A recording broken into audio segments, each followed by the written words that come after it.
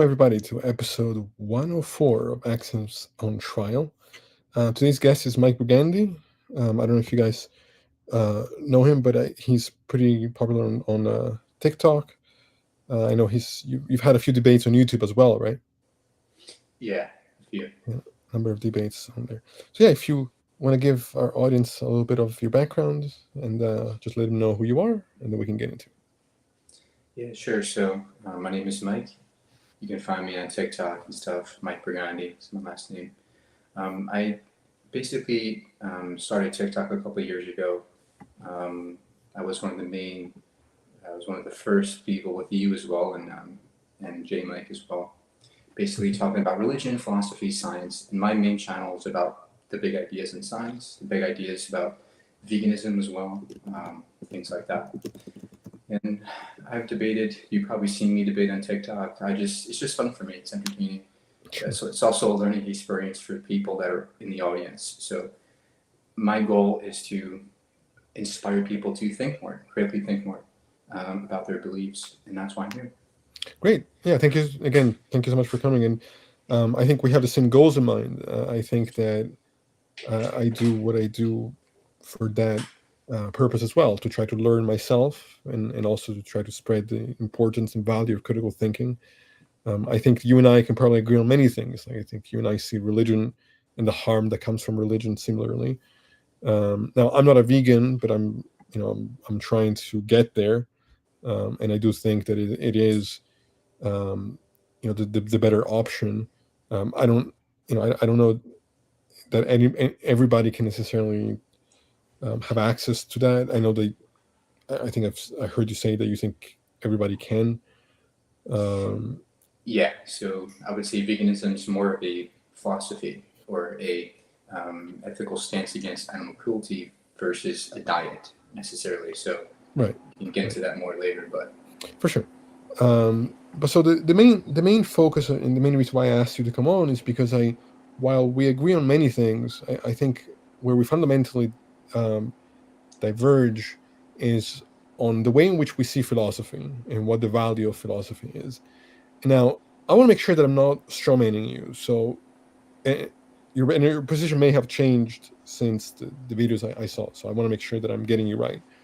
But it seems as though you're suggesting that since the rise of science and the development of science, the philosophy really has kind of taken a step back. That it has decreased in value. That it's not really relevant, certainly not in the way that it used to be, and that outside of science, it seems like everything else kind of becomes speculation and a matter of opinion, and not really worth a whole lot of.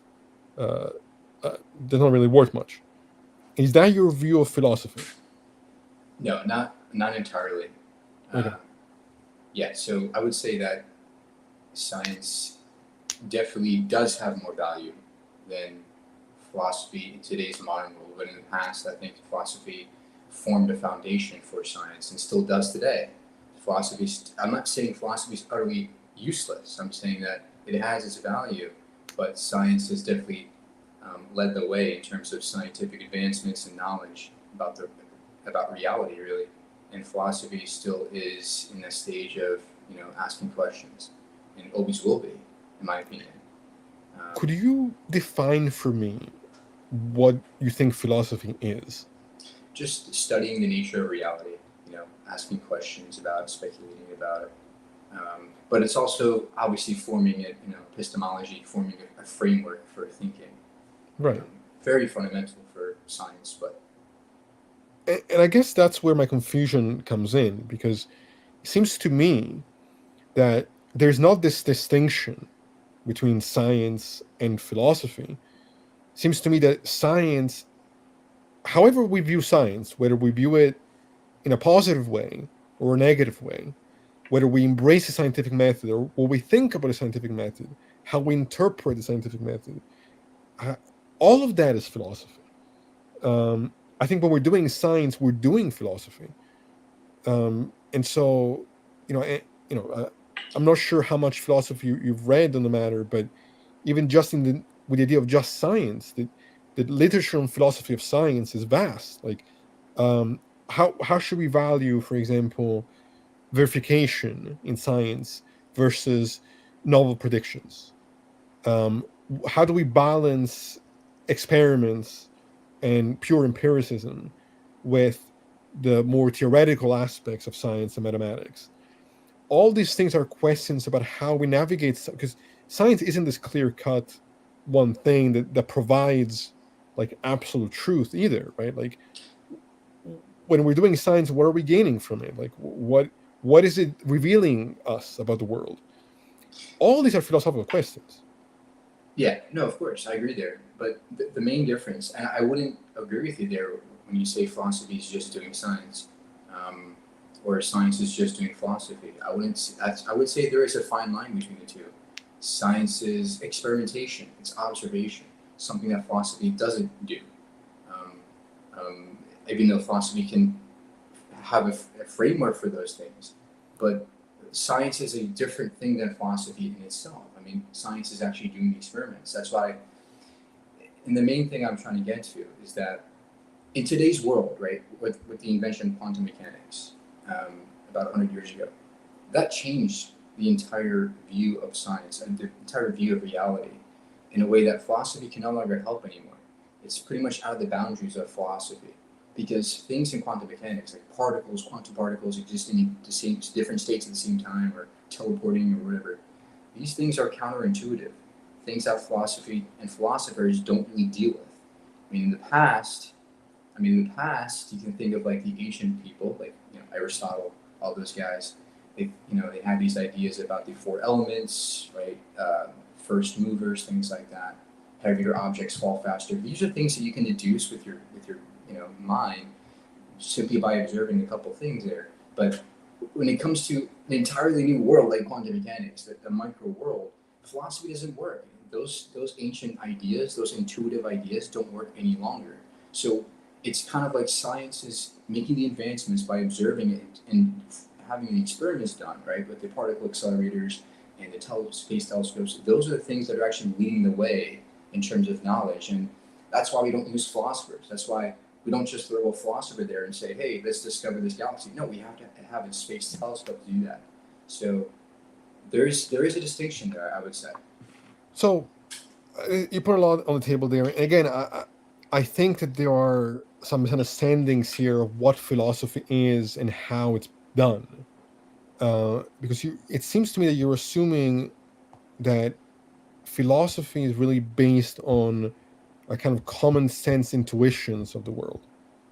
But that's completely not the case. I'm not talking about ancient philosophy from centuries or millennia ago. There is much philosophy that completely undermines our intuitions, especially when it comes to philosophy of language, certainly. In fact, even the role of intuition as a justifiable epistemology is put into question through philosophy.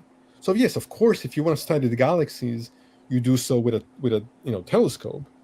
But how we interpret even the idea of evidence. You said that you think philosophy in the context of quantum mechanics sounds like it's not really relevant. I think it's the opposite. I think that even more so now, philosophy has value in how we are interpreting.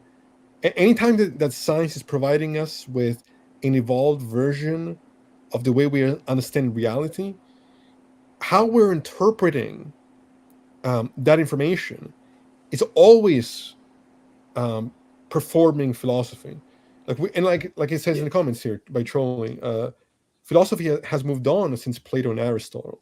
No, I I'm, agree. I agree there. But I'm saying, what I'm simply saying is, um, we don't bring philosophers to do. Why do we use scientists to make new discoveries in science? Why don't we just replace it with a philosopher? Why don't we just all deduce things on an armchair all day long? No, we have to. We need scientific tools. We need telescopes and particle accelerators and hadron colliders in order to make new advancements. Whereas philosophers sitting on an armchair are not going to discover that, right? So but even though philosophy forms a foundation for science, it's not leading the way anymore. It's now trailing behind science, But trailing behind observation and experimentation. even valuing observation and experimentation as tools that can provide us with knowledge is itself applying natural philosophy. I'm When not arguing that. See, I'm not arguing that. I'm not saying that we're not doing philosophy. I'm saying so that, here, this is the kind of what I'm trying to say here. Like scientists do the work, but philosophers of science are interpreting the data. I don't look at philosophers like yeah. just we're sitting on an armchair, Mhm. right? We're not just sitting on an armchair playing thought games, right? We're Well, you are. Well, that's what philosophy is doing. Science so is that's where I actually doing disagree. the work. I think that both scientists and philosophers are doing work. They're just doing, um, in this context, slightly different work. But I think that the interpreting of the data is as important as the gathering of the data. The gathering of data without interpretation is not going to provide us with a whole lot if it's divorced from how we can critically think through this data, how we understand what it means, what it points to, how it undermines intuition. All this is all critical thinking, and all applying epistemology. Right. So I don't So think you. I Go ahead. agree there. I'm not disagreeing there. But wouldn't you agree that science is a very different thing than philosophy? They're different entities. No, I don't agree with that. I think that they are. I think So that they are so very similar. they're similar, but they're not the same, right? I actually think that, and it's kind of what I think I was trying to say in the beginning. I don't think it's just that philosophy gave the way for science to take place. I think doing science is doing a certain kind of philosophy. That's how I see it. No, it's no. Doing science is just experimenting, just observing things. But And valuing then we that, and then we but use philosophy to come to conclusions for sure. But science is actively it's an action to me. Science is doing things. It's observing, experimenting, poking the universe. That's what science is. And philosophy to me is when you study those results, and that's fine, and they're both valuable. But in the modern age, where we're dealing with things that are incredibly counterintuitive, things that go beyond the ordinary thinking. You need the science. We need scientists and not philosophers. We need scientists to actually do the observing. I would say Um, that need both. But when you say, again, what I don't understand is when you say, okay, science is doing the observing and the experimentation and the predictions. Um, how are you divorcing that from applied philosophy? Is what I don't understand. Because to even value the experimentation, to value the methodology, to understand the fruits that the methodology produces, you don't get that without having already a philosophical position that you've adopted to navigate that reality. right, right. No, I agree there. But the point is, philosophy has pretty much evened out. It's pretty much flatlined. And now it's really the scientists that are doing the discovering, the advancements, the real advancements in knowledge about reality, right? Philosophy is very vital for science, but it's flatlined before quantum mechanics. I That's don't. that's that's my belief. So, So, so, so then why don't we use philosophers to discover things in quantum mechanics? but I Why do we think, have to but I use think we scientists? do. I think the scientists first of all, like I said, I think scientists are philosophers, but I think in general, No, I wouldn't I, agree I there. think that I think that science and philosophy are in dialogue and should always be in dialogue, because I think either field is blind without the other. I don't think you can do science without philosophy, and I don't think you can do philosophy without science. I I think they're. agree. I'm not disagreeing there. How would you answer I'm this simply point? saying, I'm simply saying that in the modern age, and the trend is that the more we understand the reality we live in, the more counterintuitive it seems, and the more we rely on experimentation and observation and not just philosophy itself. That's what I think. How would you answer to this? Philosophers of science are required to know the meta-analysis data and models of the field. experimental scientists are guided by the philosophers of science.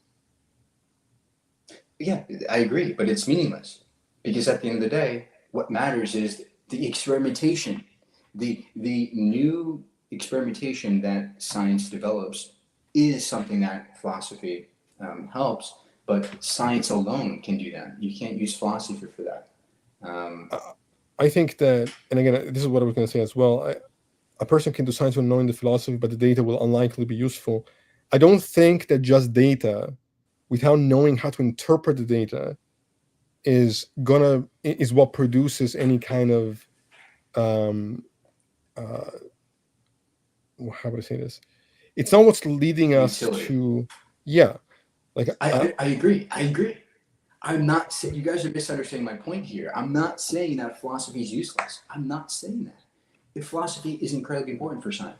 But what I'm trying to say is that in the modern times, where we're dealing with things that go beyond anybody what we can think of intuitively, we don't rely on philosophical advancements. There's nothing in philosophy that gets us closer to the truth but you, versus something we do in experiments in like a hadron collider, for example, or but I with a think, space telescope. but embedded in that statement, I think, is the assumption that philosophy is grounded in intuition, and I don't think that for much It is. philosophies, not for much of modern philosophy, especially postmodern philosophy, there's been an enormous shift away from intuition and towards far more complex uh, models of knowledge.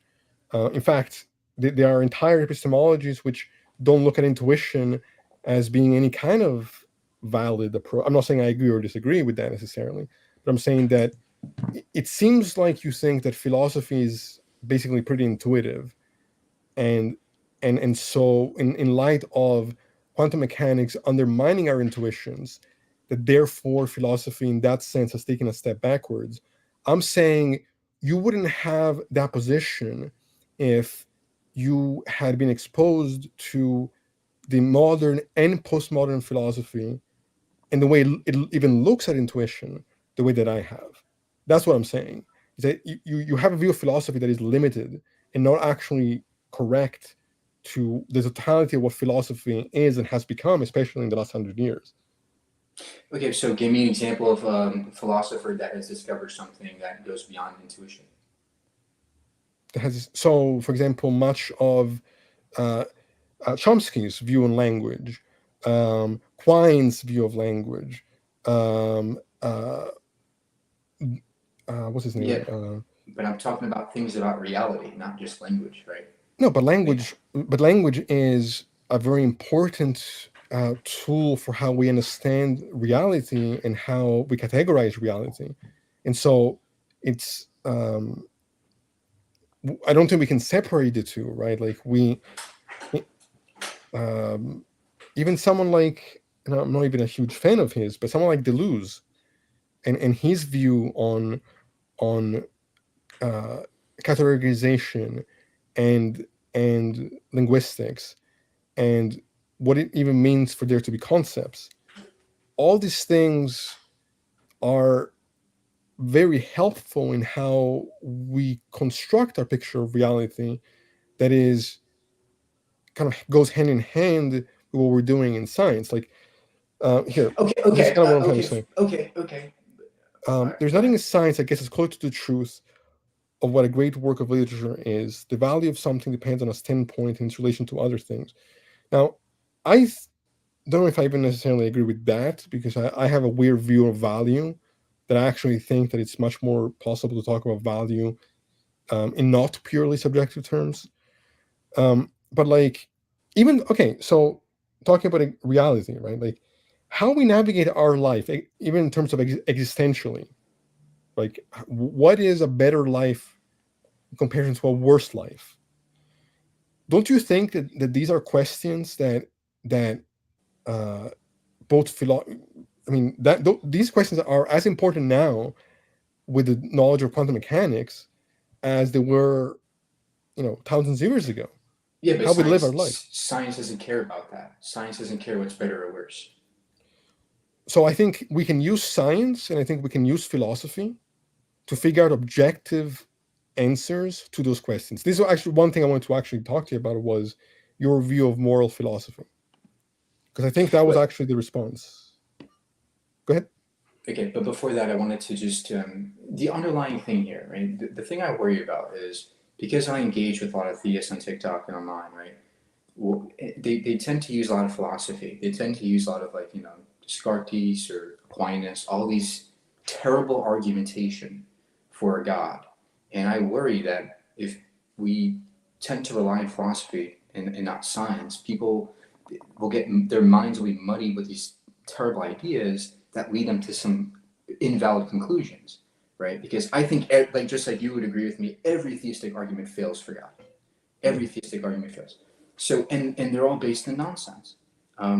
In intuition, mostly. Most of those arguments are intuitively based ideas. So that's what I 100%. worry about. That's what I worry about. People, if we rely too much on the ancient philosophy or even the modern philosophy, we lose sense on what's real about reality, and we lose sense on how to advance our knowledge. So But that's my worry. yeah, but I think that that's a worry that's grounded in not having read enough philosophy, because I can get behind what you're saying when it comes to ancient philosophy, but especially modern philosophy. I mean, my view on why theistic arguments fail is because of my understanding of philosophy. It's because of my understanding of epistemology. It's not because, Right. But there's also scientific reasons behind those, right? yeah, of course, but Right. but So it but like um which is why, like I said, I don't think the two are I think the two are in relationship with one another, and it's not because of the advancements in technology that has taken place because of science that I view theistic arguments as being failures. I view theistic arguments as being failures precisely because of the philosophy I read in the context of epistemology, in the context of philosophy of language. I mean, for as many theistic philosophers you can come up with, there are 20 other that are atheists who have written about why religion is problematic, and why we should do away with religion yeah, and move of on from course, religion. yeah, of course. But it's also something important to talk about in science because um, if we if people, for example, the Clown cosmological argument, it seems so intuitive to people, but science alone, all you need is basic understanding in relativity or quantum mechanics to realize that that argument is nonsense. So I think in that way, science is more powerful than just epistemology or just a philosophical understanding. Um, Well, I mean, I don't know. To I even the see, I think that's the problem. Is what you're saying is, it seems to me to be it's just confused to me, because like even taking the observations from science without the the value of epistemology, you couldn't even verbalize the arguments as to why the kalam fails. I don't think that the um, it's science alone is enough to expose the kalam's Well, I faults. think epistemology is built into science. I think it's all built into science, and that's why science itself is a more efficient thing than just using philosophy itself. That's what I would say. I would say that it seems to me that science is a branch of philosophy. We science, when Yeah. we're applying science, we're applying certain types of philosophy. That's what I'm saying. And so this is why I think this distinction is so bizarre to me. I would not say that science is a type of philosophy. Um, I would say science incorporates philosophy, science contains philosophy, but it's not a philosophy. It was literally It's called one of natural the tools it philosophy, uses. man. It was lit- It was, but it no longer is because um, Wait, what do you mean it no longer is? it's no longer called natural philosophy, right? It's called science because the issues we're dealing with are vastly more different than what a philosopher can deduce on an armchair. See, I would say that, yeah, but again, I don't think that much philosophy is just done from an armchair. Like, for example, phenomenology. as a field, which is a kind of, in certain regards, applied psychology, that is still has a entirely a philosophical basis, but it is it is still, you're applying the scientific method in certain ways to create a certain framework, like here, like science is an epistemological framework. No, science is not just a framework. Science has a framework, but it also is about the experimentation and observation actions. Science is an action to me. It's doing something. It's poking the universe, seeing what happens. Um, it again, it contains philosophy, but itself is not a philosophy. Science is an action. I've never heard it said that the definition of science has moved away from natural philosophy. I don't think that, I don't, maybe I'm not with the times, but I just think it's, I'm not sure where your perspective is coming from there. Well, it's not called natural philosophy anymore. That word doesn't hold any For meaning simplicity, anymore. but But it doesn't matter. It doesn't matter. The point is, I'm not saying philosophy is useless. I'm simply saying that science is a more efficient way of viewing the world versus just simply because science contains philosophy versus then just using philosophy. I think so when science has more value than philosophy itself can offer. well, so let me ask you this: when we take certain, um, scientific discoveries, and when we put together scientific data, or we construct certain scientific models, um, how what how are we interpreting, what are we doing when we're interpreting those models? Um, because science is data, right? Science is experiments, science are Yeah. novel predictions, but how do we construct the models themselves, and how do we make sense of the models themselves, if you're saying that philosophy is this other thing? What are we doing when we're doing the interpretive? No, yeah, I agree. We do. Again, it's like it seems like you're not understanding what I'm trying to say here. I understand we use philosophy. We do philosophy to interpret the data and analyze the data.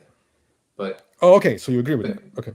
yeah, I agree, of course. But science offers something else. It's called experimentation and observation. The art, the action of doing that is more powerful than what somebody like Neil Tyson, for example, is famous for saying a philosopher is a would-be scientist without a lab, right? Mhm. I would say the difference is a scientist has a laboratory, a scientist has a telescope or a particle accelerator. A philosopher does not, and for that reason, it's limited. It's more limited than science. Can you give me, and I'm not trying to put you on the spot. I'm just genuinely curious because I'm trying to understand where this perspective has come from. Can you give me, in a few modern philosophers that you have been exposed to, that have led you to think that there is this distinction? I can't name any. I don't know. You can, not one. I don't. Yeah, I don't pay attention to that stuff to philosophy. To be honest, I know that So but I don't have to. The thing is, we don't have to. Like built into science is philosophy that we need, that the essential ingredients.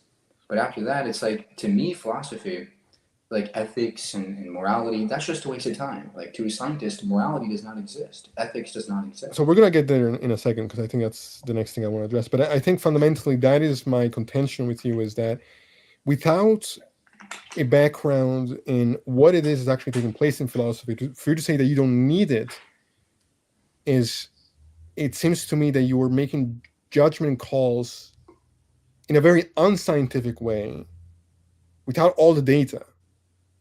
You're making No, statements about no, philosophy but without knowing what I, philosophy is. but I do know what philosophy is. I know what But it how can you is. say I'm that if just you have never saying. read it? How can you say that if you haven't read it? I have read philosophy. Oh, I I thought you know what said it. you. Oh, I thought you said you. I thought you just, maybe I misheard you. I thought you just said you I didn't. I don't know of any modern philosophers that said that. What you're saying, your example. But yeah, I know what philosophy is. I studied it in college. I know what philosophy is. It's just to me, it's just useless in many ways, especially in modern times. But if you want to move on, you can go ahead. Sure, sure. Yeah, I just want to read this comment quick. Significance level, power, variability, isolation, all these concepts need to be considered through the philosophy of science before creating an experiment. A scientific experiment that has no basis in philosophy would almost certainly have no new or novel data. I Um, don't disagree. I don't know why you guys keep making these comments. I don't disagree with that.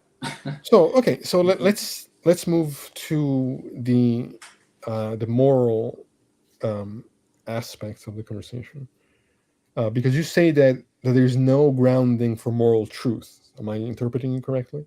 Yeah. Okay. Now, what do you take moral realism to mean? It's when you think that you can ground moral facts in some kind of you think there is basis for moral facts in our world, in reality. That's what you think. I don't agree with that. Um, Sorry, quick before I forget. Just kind of going off of what you said. Studying the sciences of psychology and quantum physics have vastly varied significance levels and variables. The primacy of philosophy over science is what makes it valuable. Um, but yeah, so as a more realist, um, so obviously I disagree with this idea that there's no grounding for it. I think that when we're talking about moral truth or morality being objective, we don't mean that it's independent of mind. What we mean is that it's independent of opinion and culture. So if mind has a nature, if consciousness has a nature, which I think you would have to believe if you're a naturalist, that everything has a nature and a physicalist explanation, um, then that would also apply to consciousness. And therefore, the nature of that consciousness is going to be the same type of thing that we can think of when we talk about physical laws like gravity, or like anything else. So if consciousness is governed by physical laws like anything else would be, well then what constructs or what results in suffering and well-being are not going to be entirely relative. Like they're going to be subjective in the sense that we're all different people having subjective experiences, but phenomenologically subjective is not the same thing as morally subjective. Because if mind has a nature, then the kind of things that will lead me to flourish as opposed to suffer are going to be the same across the board for everybody else that has the capacity to have an experience, because consciousness is going to have this nature where there are going to be these universals. So how can you say that morality is subjective when it can be grounded objectively in what the nature of consciousness is? You get what I'm following? Are you following what I'm saying? Yeah. So to that, I would say, well, there's no new law of physics that consciousness abides by. They abide the same laws of gravity, the same laws of physical forces. There's nothing new there for you to say, well, this is the grounding of objective truths. To me, it's like, no, it's just gravity. What your consciousness is nothing special. Your mind is nothing special. It's just another piece of matter in the universe. And to me, I don't see how you can possibly ground a truth claim about something being good or bad when good or bad means nothing to physics, means nothing to gravity. Gravity So doesn't care so about good or bad. so here's where I disagree, right? Because um, if it's the laws of physics themselves that give rise to the nature of our experience.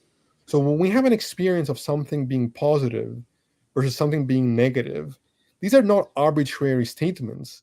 They are words that we use to describe the difference, phenomenologically speaking, from one experience against another. They're not just arbitrary. They're experience is primary, and then our categorization and verbalization of those experiences happen afterwards. So it is through the laws of physics that give rise to our consciousness that we then make these kind of value statements.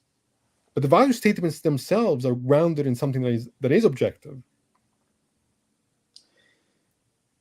Right. So, sure, our feelings, our emotions, our preferences are based in laws of physics. I agree, but I don't know. I just don't see how you can possibly say that within those laws of physics there is something objectively bad or good about the experience. I mean, to me, it is arbitrary to me. It is arbitrary to say that this is bad or this is good. But for that to be arbitrary, for that to be the case, you would have to believe that consciousness didn't have a nature. That's Yeah, but the nature itself is just matter, just electrons and particles. yeah, You but know? matter and particles, if once consciousness arises, because it's not just matter and particles in the sense that like everything is matter and particles, but not everything is having an experience. So obviously, it's a configuration of matter and particles. Oh, yeah. So this is the distinction. So what you're calling experience is something emergent, right? It's an emergent property. So there's nothing fundamental about experience that makes it objectively good or bad. No, so I don't see how you can say that. It is primarily in the experience itself that, in the nature of the experience, that results in us valuing the experience is in one kind of way versus another. It's not arbitrary. So if I put my hand on a hot stove and it burns me, and I say, I don't like that, that's not arbitrary. That that It is. that It is. uh, The statement that you like don't like it, that's arbitrary. I agree. There is something happening there. Your hand is hurting. That's a fact. But when you say it's good or bad, that has no relevance to reality. It's purely just I would say that your conclusion of the experience. And the experience is nothing new. The experience is simply electrons, simply electricity. There's I would nothing else there. I would say that the word bad is another way of describing this is harming me. So I don't think that it's arbitrary. I think And it's harm is it's arbitrary. What harms you or helps you is arbitrary. not if consciousness has a very specific kind of nature where certain behaviors are going to objectively harm me, like putting my hand on a stove. If my brain No, that does not objectively harm you. putting my hand on a so if my brain doesn't isn't if I don't have brain damage or a pain disorder, me putting my Yeah. hand on a hot stove is not going to objectively harm me. No, it's going to objectively give you an experience. It's not going to harm you because harm is something that emerges after the experience takes place. I think harm. See, this is where I think we disagree. I think harm is a description of the experience. It's not a arbitrary. Uh, what's the word I'm thinking of? Interpretation. It is a categorization of something objective. If something harms me, that's just a word I'm using to say that hurts, which is not like arbitrary. It's me Right. describing the pain that I'm experiencing. That's objective. So what you're saying by hurt is simply describing a arbitrary physical reaction. That's all that's happening.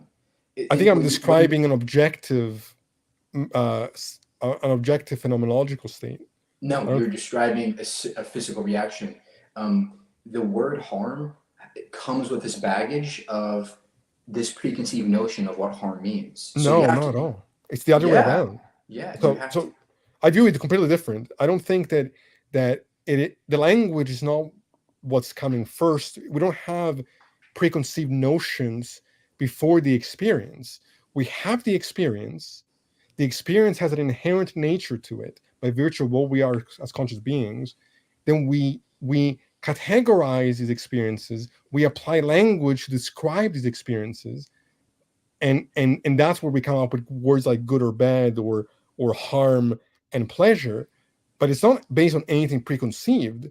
It's the end result of a sequence of events and experiences and interpretations of those events that are taking place that I don't think are arbitrary. I think they're grounded in what we are objectively as conscious beings. But how could you when those conscious beings have have varying degrees of what they call good or bad or harm? Jeffrey Dahmer wouldn't call that harm. He would call it good to put your hand in the stove and murder you, whatever. So So I I don't would think say that's so. I see again. I think that's a misconception. I think that someone like Jeffrey Dahmer, in fact, I mean, if you look at interviews with serial killers, right? This is not a alternative lifestyle that they found that have led them to live good lives. These are highly neurotic people that are suffering, that will tell you they're suffering, that will tell you that they actually don't have access to what we would think of as well-being, who are basically acting on instincts that they don't know how to navigate.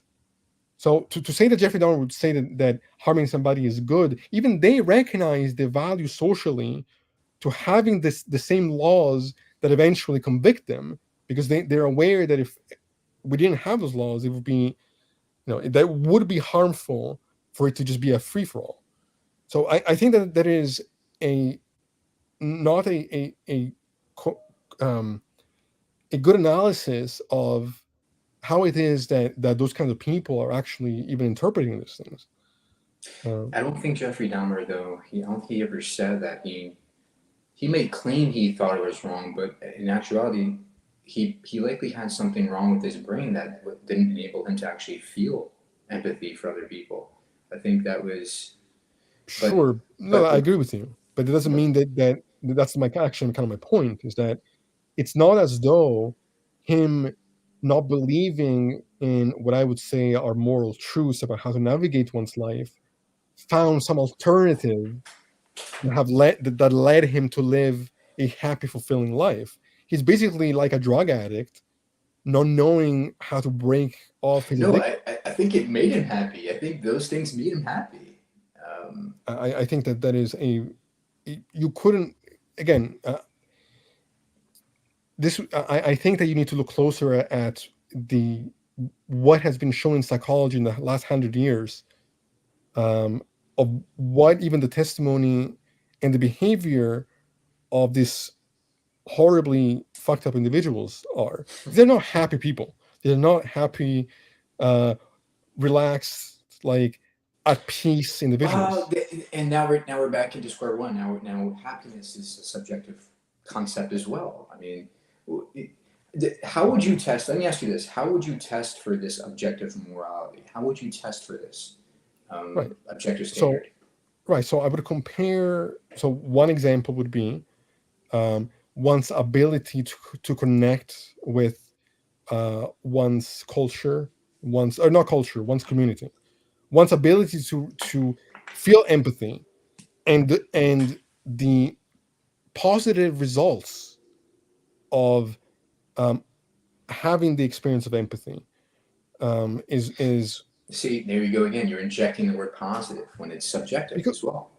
so I think there's a difference here. Again, I think the confusion here is to think that because we're all different people having subjective experiences, that there's not a grounding for what. Let me phrase it this way.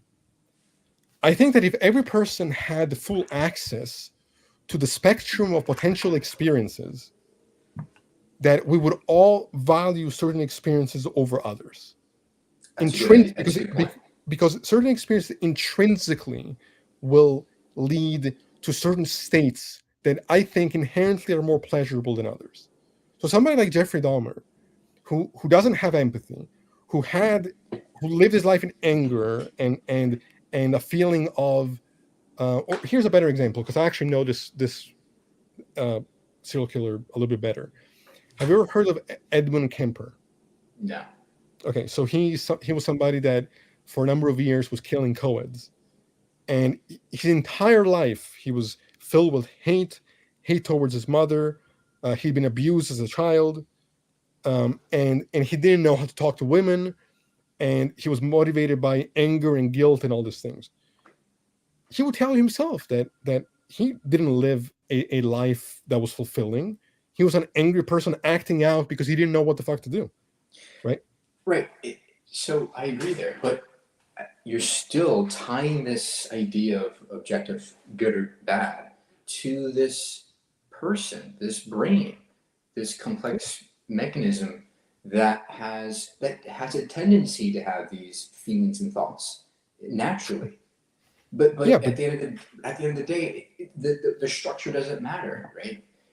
From the universe's perspective, right? Looking into the universe from outside, there is no, all the experiences don't matter. It doesn't matter what experiences are. They it just matters to are. the individual. In matter, yes, of Right. course. There's not a universe that's like with a consciousness telling us that's good or bad. Obviously, I'm an atheist, but Right. it matters but the nature of the experience and what people derive from the nature does matter.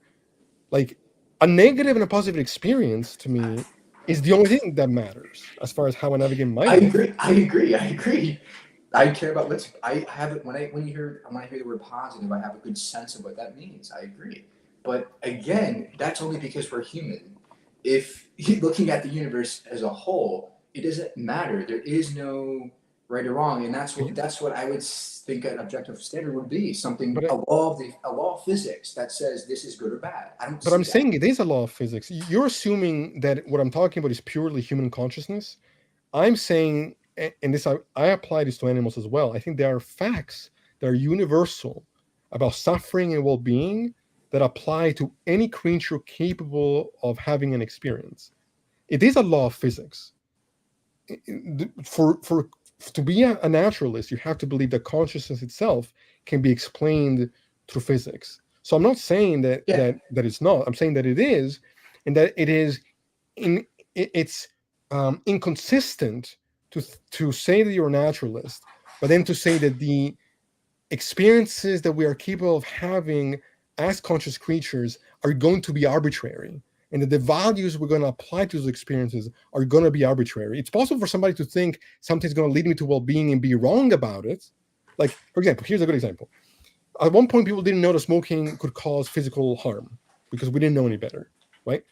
But it's the case that if you smoke cigarettes, it's going to impact your health, right? I say the same thing about behavior that we can call moral or immoral. We're really talking about certain kind of psychological health, right?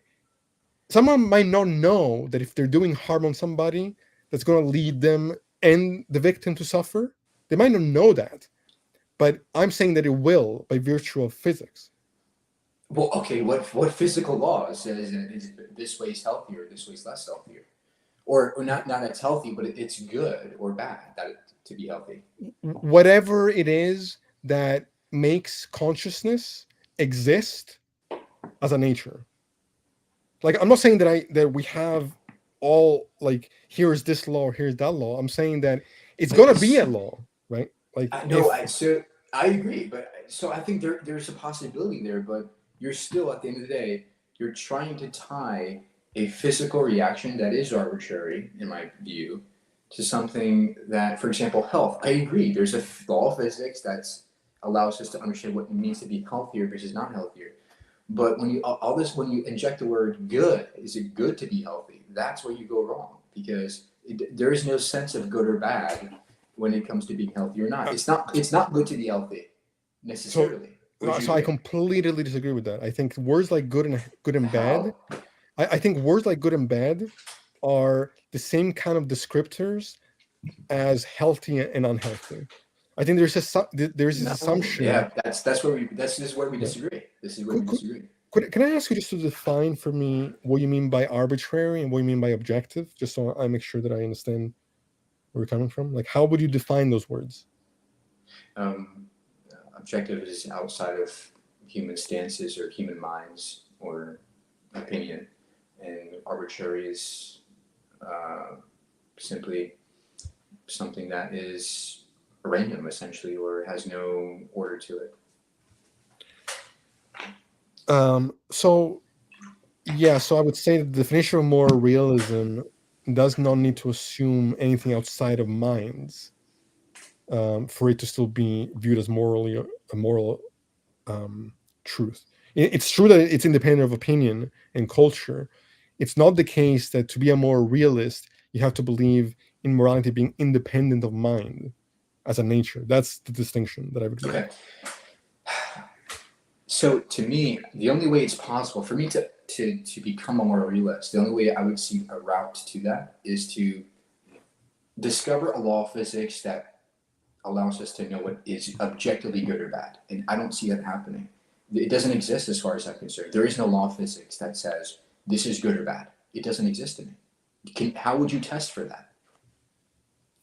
Again, I think good. I think it may be intuitively we're having a disagreement on how it is a language is used, because it sounds like you're assuming that good and bad is like some kind of independent or secondary abstraction from the experience that's like independent. It's like an extra.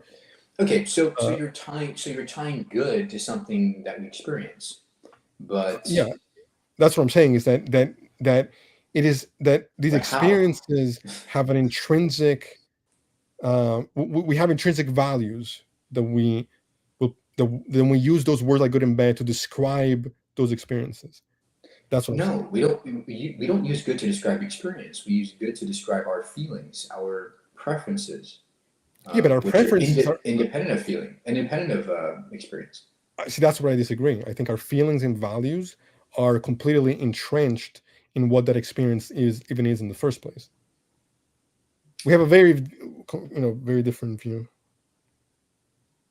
Yeah, I just don't see how you can tie something objective or physical to good or bad. I think you can only tie it to something being healthy versus unhealthy. But even that, it's a little fuzzy. I think that there has to be some way to test this, and we don't have it. Uh, yeah, I think fundamentally this is a disagreement on the way in which language uh, can apply to values and experiences, because you're making certain distinctions that I think are problematic, and I think there are, um, not looking at the way in which language is used as a tool. That, like, I don't see. To me, there's not a distinction between good and bad and healthy and unhealthy. I think the two are both concerned with certain experiences being the goal, and these experiences are intrinsically positive and intrinsically negative, and we judge those Mm. experiences by having the experiences. We just have experiences. What's good or bad is irrelevant. It's arbitrary. You seem to want to detach from the experience all the values that I think necessarily arise from having the experiences. That's, I think, the problem that I'm having. The experience isn't just like the awareness of something is happening. It's everything derived from within the experience. Again, if I burn my hand on a stove, it's not just, hey, there's my hand on the stove. There are reactions that I'm having, from which then I build, I use my language to describe that experience versus a different kind of experience. There's something intrinsically there that's taking place No, where I build my values that on. would be emergent. That feeling that when you burn your hand in the stove, that and you say it's harm, that would be emergent. The statement that it's harm is emergent of the experience, but the But experience is indifferent.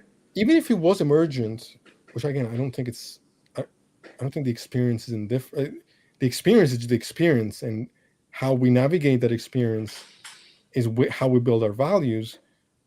Um, and what I would say is that we necessarily navigate it in a certain kind of way, because our nature is such that that's the case. And I don't, even if it was emergent, I don't think that would make it arbitrary. Things can still have an emergent nature to them. It would be arbitrary if someone like Jeffrey Dahmer did what he did and experienced the same kind of experience as somebody who spent their time meditating on empathy and could connect with other human beings.